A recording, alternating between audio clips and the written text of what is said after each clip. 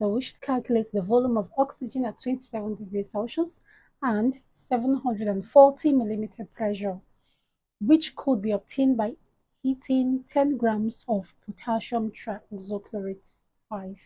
So let's begin. For us to begin solving this question, the first step is for us to bring out the parameters that has been provided by the question. So what is required of us is to calculate the volume of oxygen. We have temperature, which is given as 27 degrees Celsius, and also we have been given the value for pressure, which is equal to 740 millimeter pressure. Okay, so we have the mass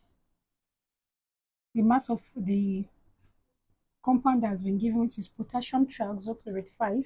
So the mass has been provided to be 10 grams. Okay, we've got out the parameters given from the question. The next step is for us to write out the equation of this reaction. So the equation for potassium trioxochlorate is going to be 2KClO₃, and this produces 2KCl plus 3O2. So this is the chemical equation for the question. Okay, so we have to calculate the combining mass of the compound, which is the potassium trioxochlorate. So let's calculate the mass of this compound. This is going to be 2 open brackets.